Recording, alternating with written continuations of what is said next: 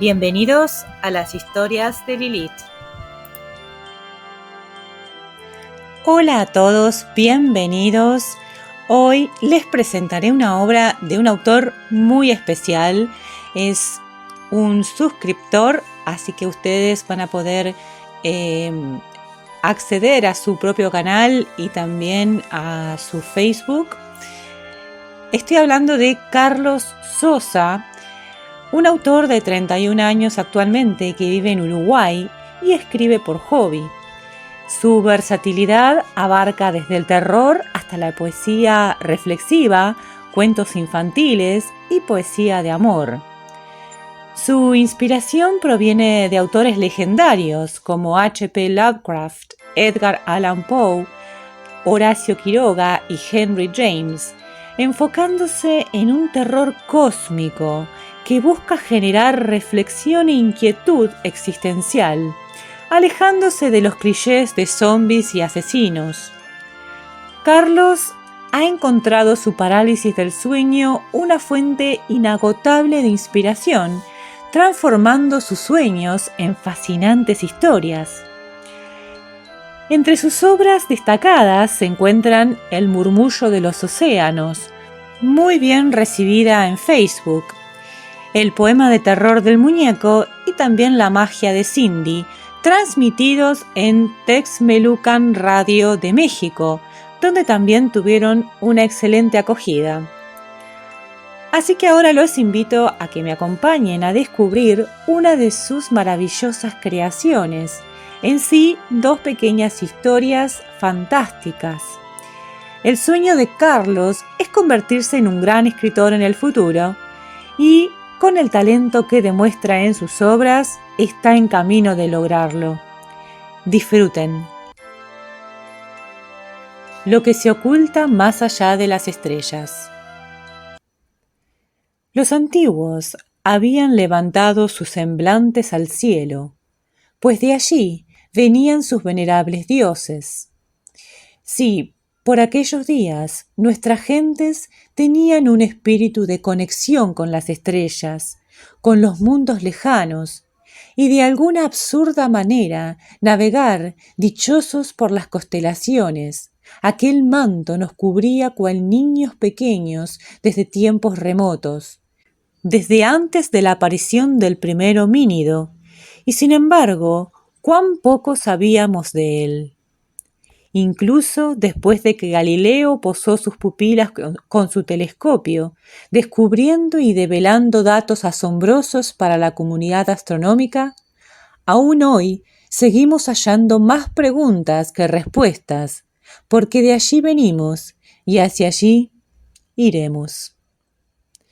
Hemos creado innumerables distracciones para mantener al hombre entretenido con el aquí y ahora, y dejar de posar nuestra vista en el cosmos, debido a que el miedo de ir a por más y la finalización de la pobreza del mundo no se podía permitir, pues teníamos cual mandamiento la incorrecta creencia y práctica de que siempre por los siglos de los siglos uno debía explotar al otro en esta canica diminuta perdida en uno de los brazos de la galaxia. La minería espacial abriría nuevas posibilidades.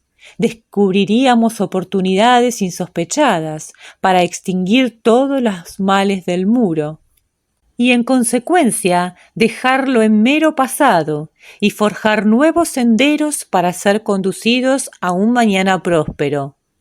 Y aunque esto parece ser una mera utopía, de cierto os digo que existen mentes entre nosotros que no desean el progreso como especie. Con el fin de enriquecer y tener leche y miel unas pocas familias, viendo cual cínicos cómo los más desfavorecidos perecen a causa de su codicia y avaricia.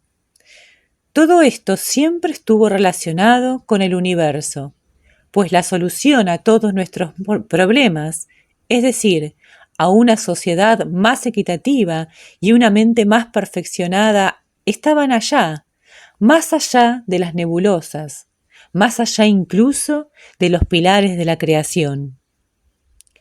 Quizá Fue así como cierto espíritu de agradecimiento poseemos, ya que de habernos enterado de la existencia de todo un bestiario cósmico, hubiéramos quedado anonadados por no saber cómo reaccionar o qué hacer en nuestra condición de organismos poco avanzados.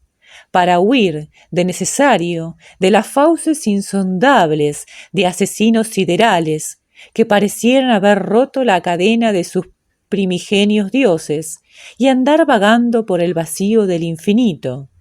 Sí, hasta que por accidente Rubeus McAllister terminó hallando en su telescopio denominado Ojo de Horus la peor de las pesadillas.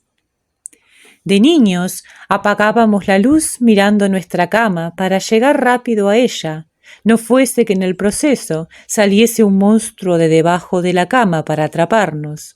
Y ya en nuestro lecho mirábamos asustados al armario, esperando, anhelando que unos brazos esqueléticos y deformes salieran de allí, encaminados a secuestrarnos para terminar en la boca de alguna terrible criatura de origen desconocido. Así se sentía McAllister cuando algunas estrellas del firmamento se hallaban eclipsadas por una esfera más negra que el propio espacio exterior. Un agujero negro, tal vez. Después de numerosos estudios, no pudo dar con ello salvo catalogarlo como objeto HNC 6001, hasta que luego de 5 meses, apuntando en otra dirección, lo alcanzó a ver. Su telescopio le permitía acceder a distancias considerables, de tal forma que los mundos que podía observar se encontraban a miles de millones de kilómetros. Incluso, aún así, eso era poco. Eran distancias inconmensurables que pocas mentes podrían darse una idea. Y ahí, nuevamente el susodicho objeto se hallaba, pero mayor problema no era ese, sino que por donde pasaba, el mundo dejaba de ser, desaparecía de la vista del telescopio. Esto sorprendía al astrónomo, quien reaccionaba con escándalo. Algo extraño estaba sucediendo. Pero comentarlo a la comunidad internacional, aun con pruebas avales, hubiesen sido sentencia de despido, retiro u postergación de su título. Las tazas de café no daban abasto. Sus plumas eran agotadas en pocas horas, ya que no su cuaderno de investigaciones, sino su diario personal, aquel bello tesoro donde algunos guardamos nuestros documentos y registros preciados, ahora eran testigos de la locura de aquel hombre poco sobrio, poco en sus cabales. Aquel objeto, por la manera en que se movía, los patrones de movimiento daban a entender que se encontraba ante un ser vivo. Podía sentir el palpitar de su corazón cada segundo. Gotas de sudor frío discurrían por toda su frente. Sus gafas se empañaban al igual que su mente al no poder entender cómo algo así podía ser posible. Ningún experto de ninguna materia podría jamás dar una respuesta clara de cómo algo de dichas características podía presentarse en aquel rincón oscuro del océano espacial. Su mera existencia causaba poco más que psicosis en nuestro explorador de planetas y sistemas solares. McAllister no le quedó otra que recurrir a lo que en teoría debería ser poco fiable, volver a las visiones de aquellos primeros humanos que exploraron con sus ojos simplemente los rincones del espacio, pero con sus pies en la grama. Sí, parecía ser que ya fuese producto de sus ensoñaciones, ora de hongos alucinógenos, ora visiones transmitidas por los dioses del él, o quizás producto de una realidad plausible. Algo debían saber. Fue así como descubrió que no mentían. Los jefes de antiguas tribus habían visto más allá del sol de la noche.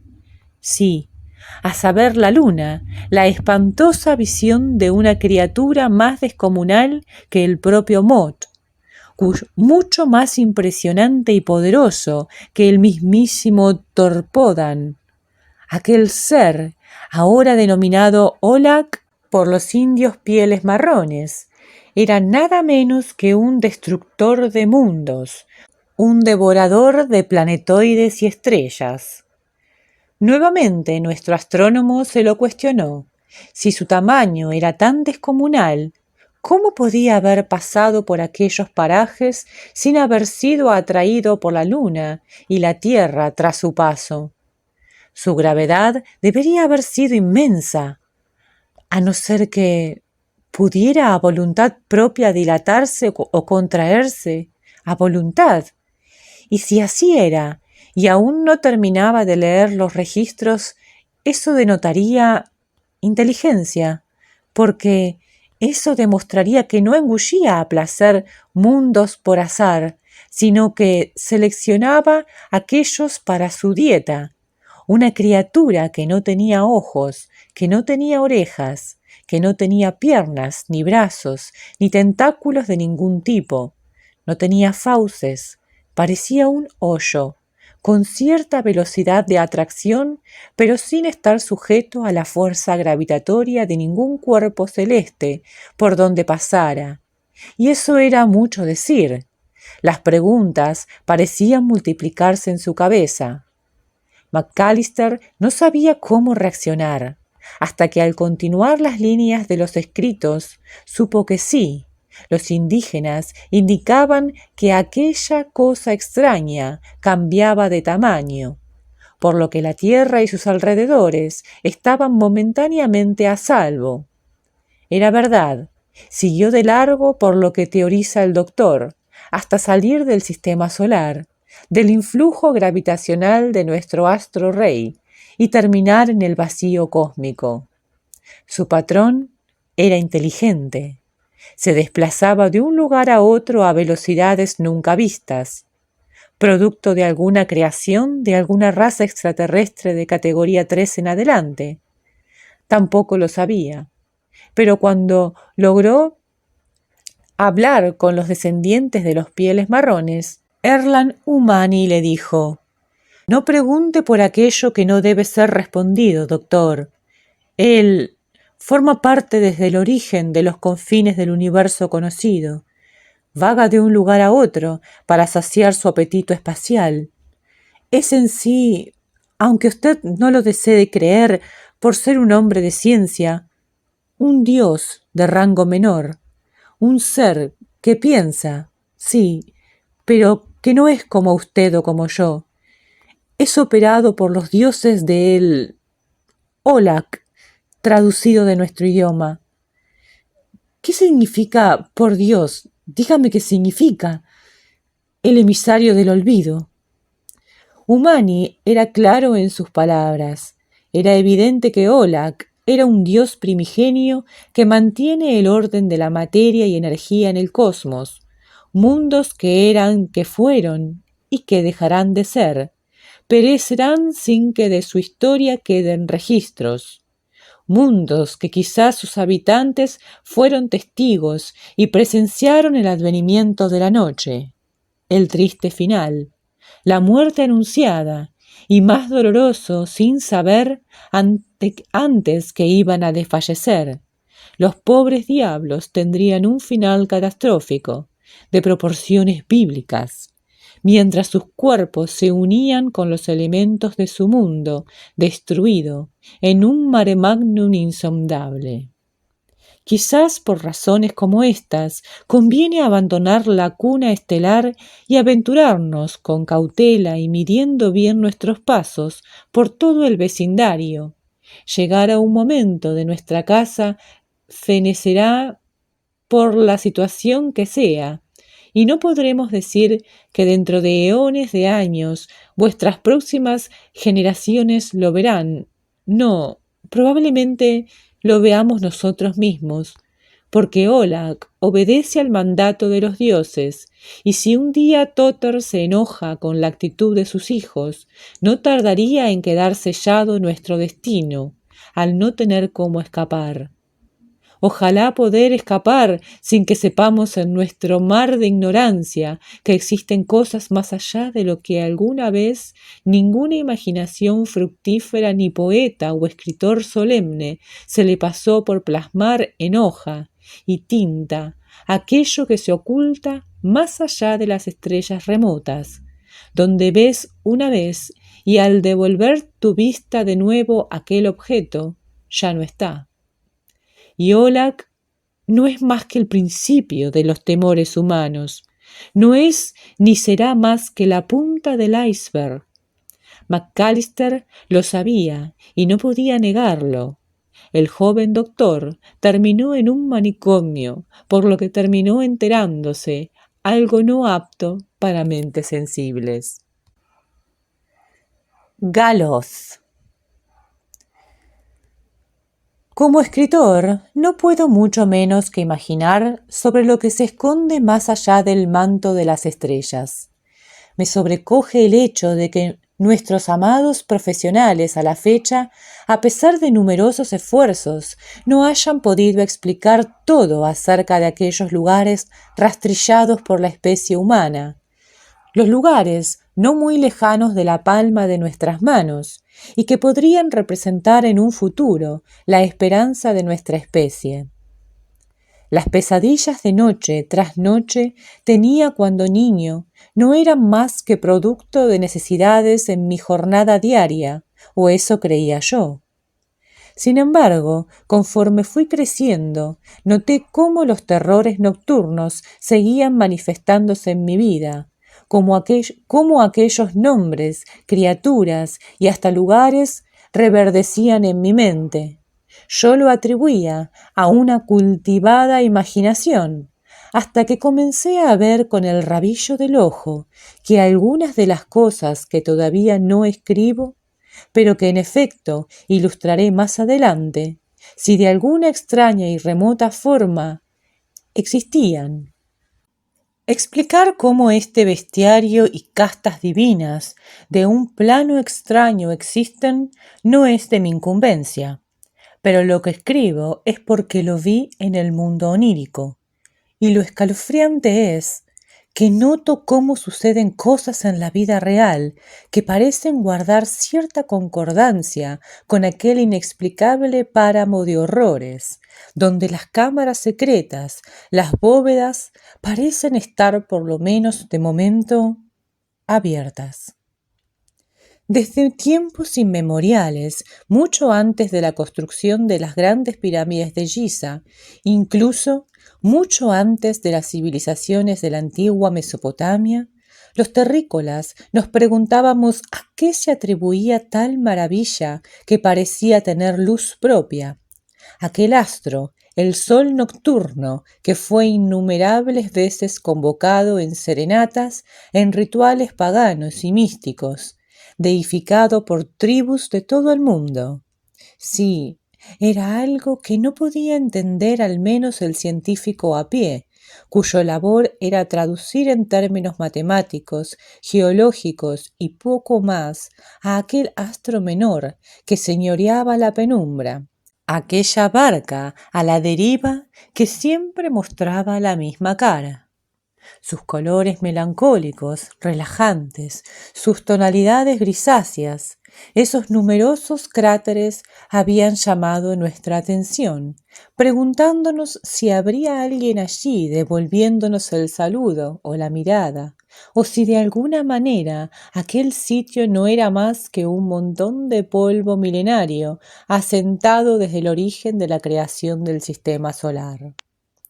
La luna representa para nosotros la vida misma, pues los antiguos creían que nuestra bella tierra era autosuficiente. No fue hasta que se descubrió que el sol era la fuente de luz y calor. Sí, aquellos primeros cavernarios de alguna manera ya lo intuían, y luego la ciencia se encargó de ponerle nombre, clasificarlo y datarlo. Pero la luna no era un adorno. Aquel satélite natural era el responsable de las mareas en nuestro mundo, el que en cierto ciclo permite que los hijos de los hombres planten hortalizas diversas. Y es más, las estaciones mismas están en los meses que tienen que estar en parte gracias a ella. Su influencia no es diminuta, es relevante, tanto que si algo le pasase a la misma, hechos aborrecibles podrían acontecernos, ya fuese que se distanciara o se acercara más de la cuenta. La propia Agencia Espacial Norteamericana así lo había dicho. El ángulo de 23,5 grados garantiza que nuestro planeta es seguro para vivir, ya que una inclinación más exagerada causaría estaciones más extremas. Sin la gravedad de la Luna, la Tierra se tambalearía más violentamente sobre su eje, alterando así dramáticamente el clima. Así pues, a más de 300.000 kilómetros de nuestra cuna celeste, el hombre pudo contemplar la vastedad del abismo y mirarse a sí mismo, el tiempo suficiente para reflexionar sobre su importante y a la vez ridícula existencia. La foto del Apolo 8 así lo evidenciaba. El verla no podía sino producir escalofríos por cada poro de mi piel. Mi mente permanecía intranquila, porque cual profecía, Julio Verne había tenido razón. Ese Gun Club espacial había lanzado la bala del cañón Columbia en dirección al astro de la noche, solo que un día de 1969 alunizó con aquellos hombres un pequeño paso para el hombre, un gran paso para la humanidad. Nótese cuán importantes eran aquellas palabras ayer, hoy y para siempre, incluso en este relato que evidencio. Luego de varias misiones, finalmente aquel programa Apolo llegaba a su fin y los sueños de Von Braun serían rápidamente frustrados y reemplazados por meros viajes a la órbita baja con los transbordadores espaciales. El sueño mítico marciano sería opacado, siendo la Luna el objetivo alcanzado donde el hombre puso un pie, marcando el inicio de una nueva era que prometía, pero los intereses de aquella superpotencia miraban hacia la destrucción del hermano, de países dentro de nuestra pequeña canica azul, aquel punto azul pálido de Carl Sagan. Pero ¿qué ocurrió que no se volvió al omnipresente desde nuestra perspectiva, diosa de las maravillas nocturnas? Razones hubieron muchas. El presupuesto era lo más superficial, pero sí había algo que deseaban ocultarnos. En tiempos recientes se descubrió por medio de Robert Lunares, enviados por nuestra potencia la gran nación de Sicaria, un inmenso cráter en el lado oscuro de la Luna. Aquel cráter inmenso parecía haber sido producto de los intensos bombardeos primigenios que tuvieron lugar durante la creación de nuestra familia planetaria. Pero el tiempo era el mejor juez, y un juez tirano con más preguntas que respuestas, pues aquel misterioso cráter no parecía haber sido hecho por la caída de meteoritos, sino más bien de orígenes artificiales. Si los nativos en nuestro mundo percibían como una sensación, les corría por las sienes y hacían que la mirasen cuando se manifestaba en el horizonte, se sentían observados por alguien o por algo en aquel sitio recóndito. Pero, ¿qué era? Lo atribuían a que los espíritus de los difuntos iban como espacio de tránsito a nuestra luna y de allí volteaban para dar el último adiós al mundo que les dio casa y a la familia que les acogió en su estado terreno. Eso creían los inusatrias. Los estudios geológicos de nuestro satélite natural indicarían que el manto que se extiende en su superficie se denomina regolito superior, de unos 5 a 35 metros de espesor, Por debajo de aquello, el regolito inferior, que se extiende 20 kilómetros de profundidad. Los gabros y anortositas representan el último tramo de viaje de la corteza lunar. Descendiendo aún más en sus profundidades, podríamos toparnos con el manto o litósfera, un manto que cubre unos 800 kilómetros de profundidad para después pasar a la capa semifundida, el núcleo externo y por último el núcleo interno a más de 1000 kilómetros en lo profundo de su roca. Si aquello no era el queso que nos contaban cuando niños, pero el proyecto que revolucionaría aquel estudio sería el taladro lunar, llevado al astro por nuestros ingenios tecnológicos. Nuestra mano era más osada que la de la agencia norteamericana, soviética o china. Los sicarianos lograríamos transportar a su superficie todos los elementos e instalaciones necesarias más de un siglo después para ser los primeros en tener lecturas completas de aquel cuerpo orbital. Si habíamos llegado más lejos que ellos, prácticamente poniendo una subestación de tránsito que se comunicaría con la puerta profunda. Así le llamábamos a nuestra estación orbital lunar de construcción 100% sicariana. Aquello era una fiebre por poder obtener más información y sobre todo el preciado recurso que la Luna ofrece para quien sea capaz de explotarlo en un término de 1 a 2 siglos después. Los elementos que se sabe que están presentes en la superficie lunar incluyen, entre otros, hidrógeno, oxígeno, silicio, hierro, magnesio, calcio, aluminio, manganeso y titanio. Una auténtica beta preciosa esperaba ser explotada sin demora, y nuestros intereses capitalistas no se habían volcado en conquistar meras fronteras diminutas terrestres o cambiar gobiernos. No, apostábamos por tomar enormes cuerpos cósmicos, pues la frontera final estaba allí afuera. Así fue como ingentes cantidades de científicos, dinero y materiales se emplearon para tal empresa. Pero el conocimiento iba a acabar con nuestra ignorancia no mucho tiempo después de descubrir que, en efecto, sí, éramos observados de alguna manera. Los numerosos rovers enviados nuevamente iban a aquel cráter extraño denominado desde ahora como Ceteris 6b.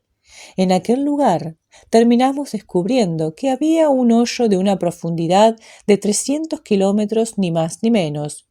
No sabíamos si su manufactura era de origen reciente o antigua.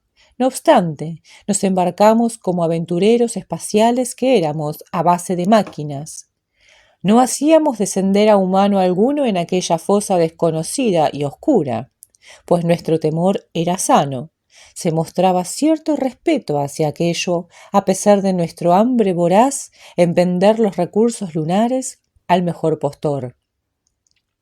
Fue así como descubrimos que, como aquel cuento de Julio Verne, éramos como el caballero Lidenbrock y el joven Axel, descubriendo cavidades subterráneas. Aquello era un motivo de asombro para toda la comunidad científica y astronómica de la Tierra. Todos querían saber más sobre aquello, y por espacio de 76 semanas los ojos del mundo se posaron sobre los avances de investigaciones efectuadas en tiempo récord. Pero cuando por fin creíamos que llegábamos a cierto final de la oquedad, un túnel a su izquierda o a su derecha en diagonal hacía que el viaje fuera aún más tedioso y las baterías de nuestros pequeños rovers no duraban lo suficiente, pues no eran irónicamente más superiores que los rovers de los susodichos países citados. En los videos y las fotografías transmitidas desde los rovers hacia la base en la superficie lunar, de allí a otras antenas de energía limitada que se conectaban a la parte lumínica lunar donde sí podía haber conexión con nuestra estación orbital, y de ahí a Tierra podían percibirse susurros en un idioma nunca antes escuchado.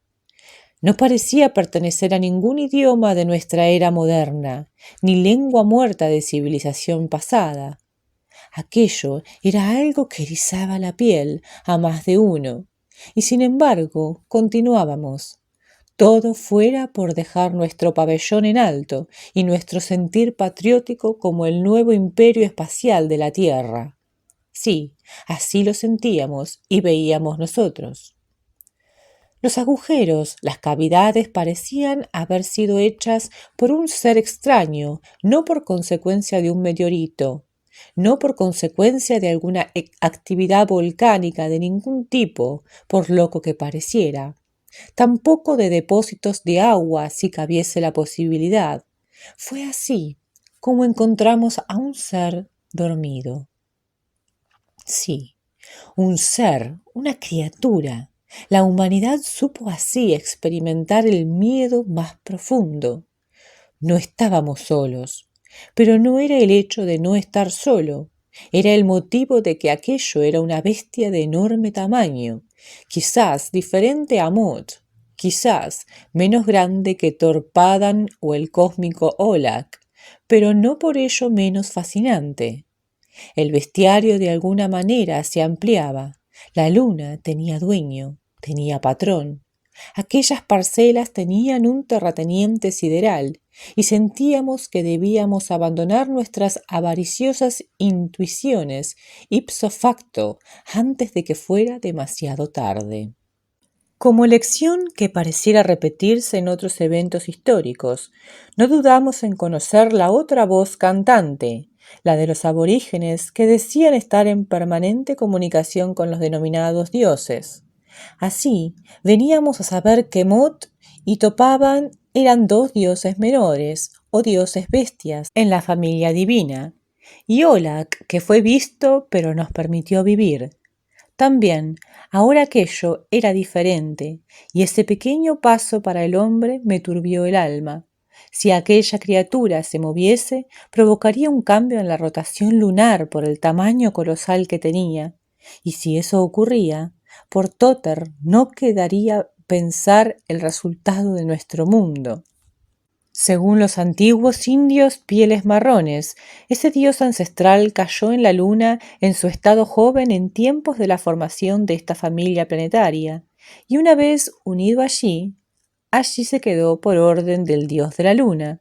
Cuando quise preguntar por el nombre de aquel ser, me dijeron que se llamaba Galoth, el emisario de Rae, el dios de la luna, señor de la noche, manto del lecho sobre el que está nuestra casa. Sí, Galoth podría ser reverenciado como el antiguo dios Atlas tan conocido para los griegos, que como titán cumplía su castigo sosteniendo el mundo. Este ser representaba la ruleta rusa sideral. Un movimiento en falso en caso de despertar provocaría catástrofes apocalípticas. Los indios se empeñaron en que abandonásemos nuestros intereses lunares y que taladrar aquel lugar no era aconsejable.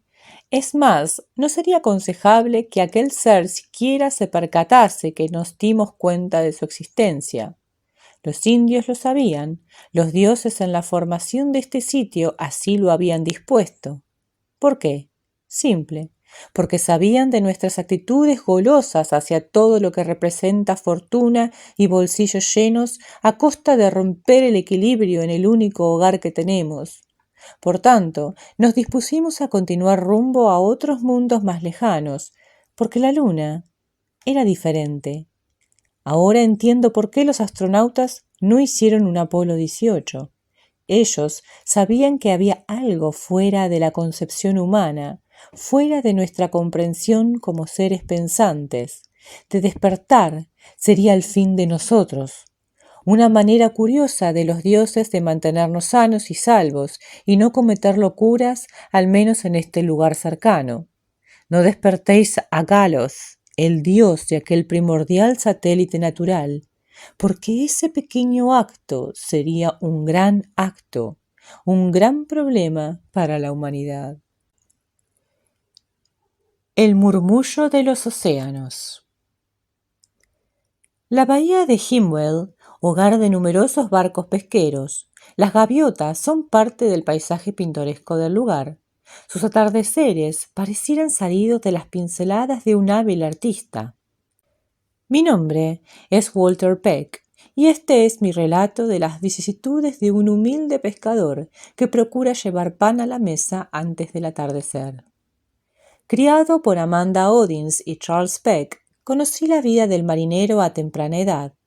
No había tempestad que pudiera con la férrea voluntad de mi padre, un ejemplo a seguir como pocos, un hombre valiente, temerario, volátil si se quiere, un velador de mi infancia, porque si bien me estaba haciendo hombre a edad muy tierna, él buscaba que no me enterase lo más posible de la crueldad de los hombres, sino hasta tarde en la adolescencia, cuando no quedase más remedio.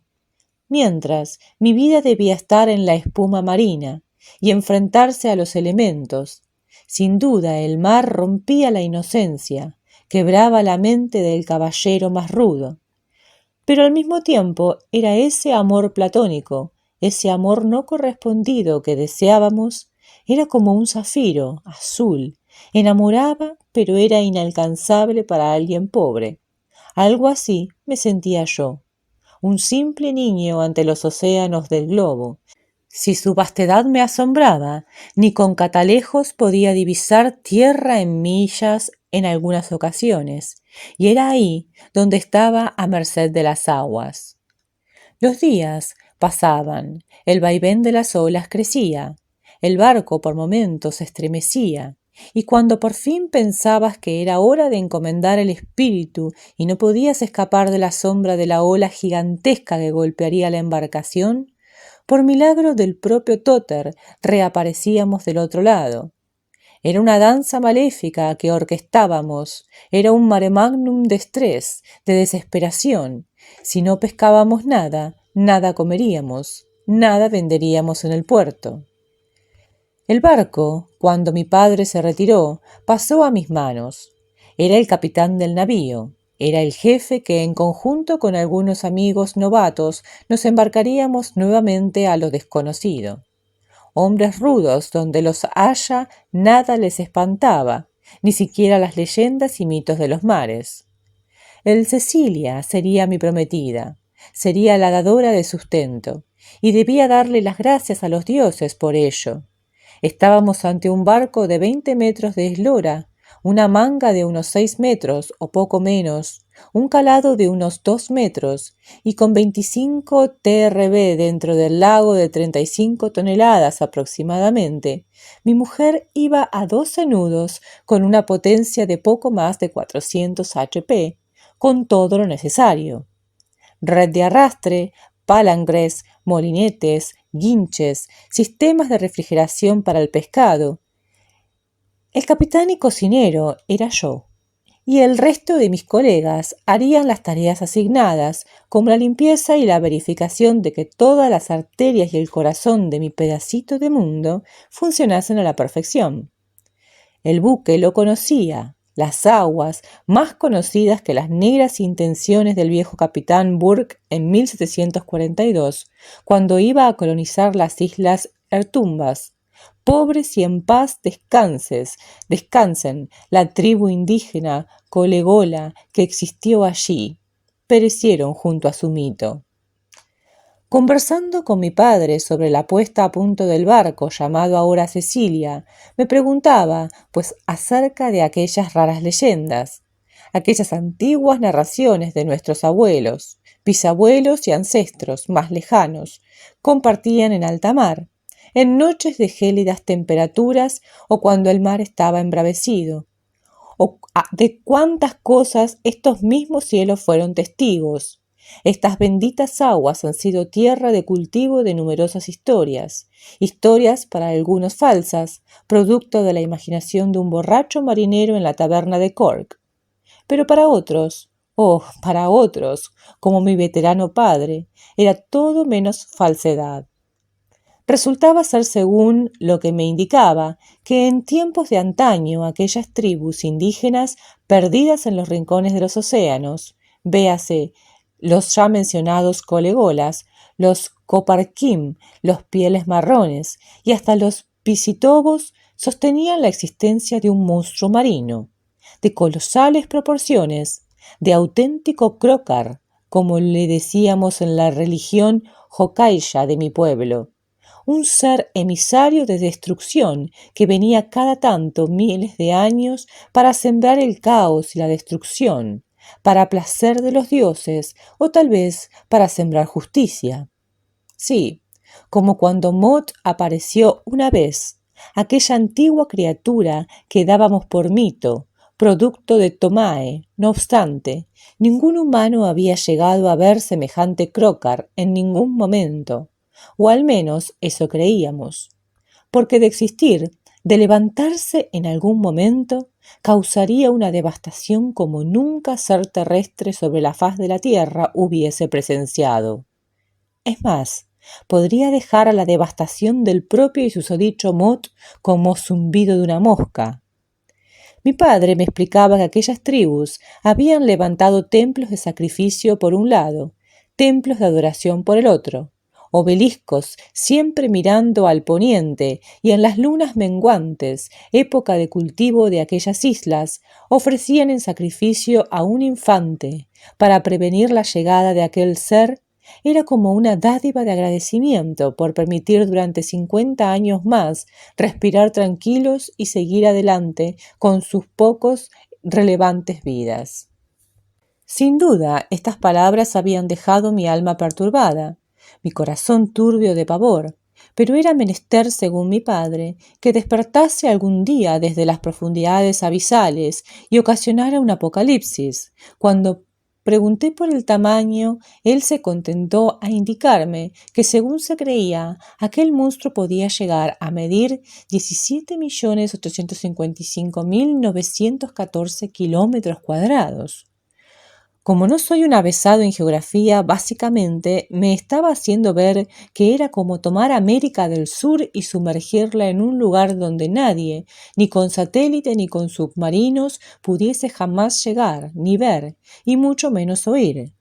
Sí, según mi anciano padre, los indios llamaban al rugido de la criatura como el Horchacan, que traducido al Kopparkim significa el trueno de los dioses. Viérase como se viese incluso el concepto trueno, era horripilante por antonomasia. Algo que de niño me causaba noches sin dormir en aquellas tempestades nocturnas, donde el Cecilia parecía a punto de destartalarse ante la increíble y todopoderosa fuerza de los mares. Cuando pregunté el nombre de aquel ser, mi padre sencillamente contestó: Torpadan.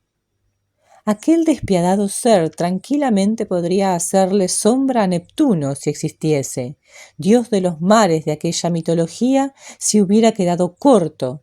Ni la fuerza de los clanes de sirenas que andan en estos océanos de nuestro mundo podrían jamás batirse a lucha contra él. Huirían, pedirían a Toter, es más, al dios de los mares, Horsat, clemencia para tener una tregua de continuar vivos décadas más. Así que si Torpadam era el emisario de Horsat, el que relataba los poemas escritos en sentido figurado del gran dios de los océanos. En los orígenes del mundo, los dioses crearon la tierra.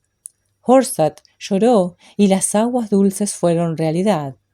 Horsat brotó el agua desde las nubes por millones de años, pero quien taladró literalmente las profundidades fue su mascota. Sí, la que conoce cada recoveco, las fosas abisales, los lugares inhóspitos más altos que el monte Everest, lugares donde la misma presión pulverizaría tu organismo si fueras a nado libre. Es más, no llegarías ni siquiera. Este topo o dragón, no sabría cómo llamarlo, dio origen a las profundidades. Horsat mandó y Torpadan obedeció sumisamente a darle profundidad a la tierra, y mientras los continentes se desplazaban él por debajo se movería conforme así fuese dictado. Una vez formado la esfera terrestre, se lo mandaría a un profundo descanso. Entonces Horsat descendió ante las primeras tribus humanas y les mandó rendirle culto. no solo a él, sino al legendario animal, pues los sacrificios serían como canción de cuna, lo mantendrían feliz y dormiría 50 largos años más. De no cumplir las ordenanzas encomendadas, el desastre se avecinaría. La colonización tuvo lugar hace siglos ya. Muchas de las tribus que fielmente seguían al pie de la letra los dictámenes habían sido aniquiladas o vendidas como payasos de circo. Los monumentos demolidos y corroídos, víctima del paso de los tiempos, parecía que el murmullo del animal comenzaba a sentirse a veces si se escuchaba bien. Un murmullo en una lengua desconocida, el murmullo de los océanos. Mi padre me confió esta información y me pidió encarecidamente que no se lo dijera a mis colegas, pero el problema era que si era un culto caído en el olvido y era un deber realizar dicha ofrenda, y si el tiempo se acercaba y nadie ofrecía sacrificio alguno, podría pasar lo inevitable. Comencé a atar cabos, me di cuenta que no quedaban tribus por aquellos lares, me estresé. No podía contemplar el cruel y sombrío destino de todos nosotros si ese animal volvía. Traté de buscar una manera de ir a esas islas y reparar los monumentos con mis colegas. Fallé, porque no tenía las agallas para entregar un niño o niña de sacrificio. El Cecilia salió a las 3:15 de la mañana, prontos para comenzar una jornada de duro trabajo en el mar. Podía sentir en mis labios el salitre del agua, la brisa fría cortante de un invierno atroz, las nubes aproximándose, nubes grises y blancas, lluvia acompañada de ráfagas de viento. Me lo temía. El murmullo parecía hacerse notar cada vez más. Antes, cuando niño, se escuchaba ocasionalmente. De joven parecía haber aumentado un poco su volumen, pero ahora era casi evidente que algo andaba mal. Ese poderoso, el coloso de los mares, se estaba despertando y su demanda no había sido cumplida. Escucharon hablar de Tórpadan. Mis marinos al principio se rieron, salvo uno al fondo, que vino en silencio y con una seriedad de ultratumba me dijo: «Coquero Hitachi, de Horchacan». «¿Horchacan dices?» «Sí, señor». «Entonces, sí, señor, lo conozco».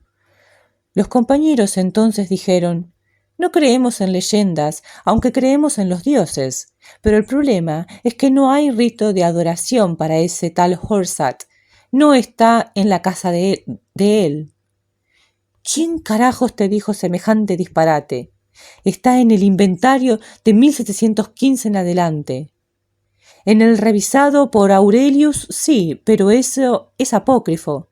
El original versión, Rey George, no aparece en el libro Hadubvertum de las invocaciones, ritos y ofrendas». ¿A qué quieres llegar?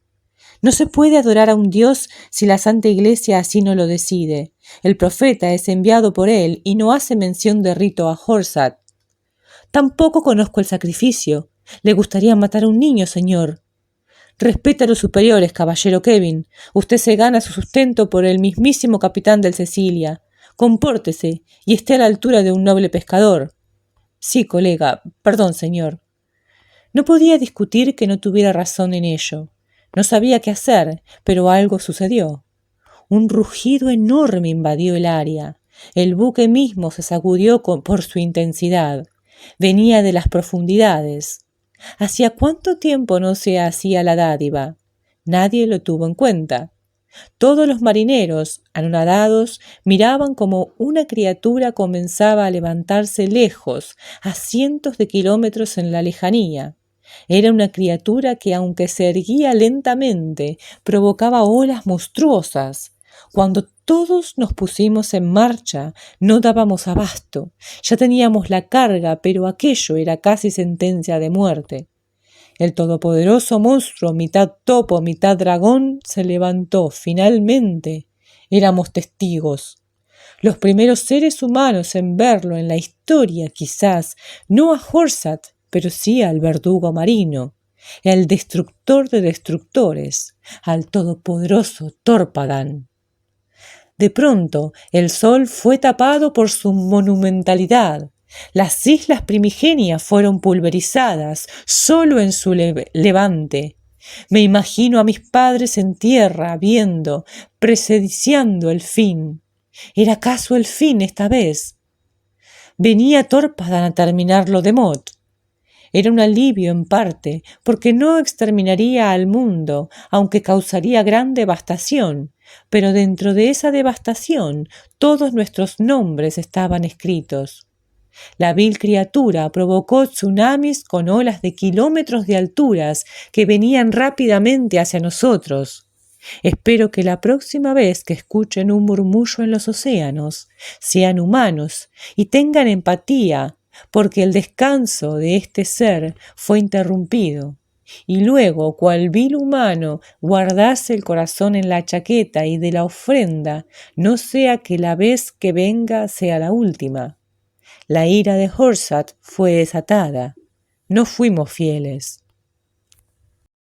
Bien, así finalizamos con estas 3 magníficas ideas, con estas 3 historias enlazadas, relacionadas, sobre seres de más allá, sobre ideas relacionadas entre la ciencia y el mito, entre lo irreal y lo real. Espero que las hayan disfrutado mucho, espero también haberlas podido interpretar lo mejor que pude, lo mejor posible. Si quieren conocer más sobre este joven autor, pueden visitar su Instagram, que voy a dejar en la parte de los comentarios, en la parte de la descripción. Y bueno, los invito también a otros escritores que les guste este canal a compartir sus ideas. Me va a encantar poder interpretar sus historias. Muchísimas gracias a este gran autor, Carlos Sosa, por haberme elegido para leer e interpretar sus 3 cuentos maravillosos. Y bueno, suscríbanse a este canal para escuchar más historias espectaculares. Dejen likes, por favor, que ayudan un montón. Y nos vemos mañana. Muchas gracias.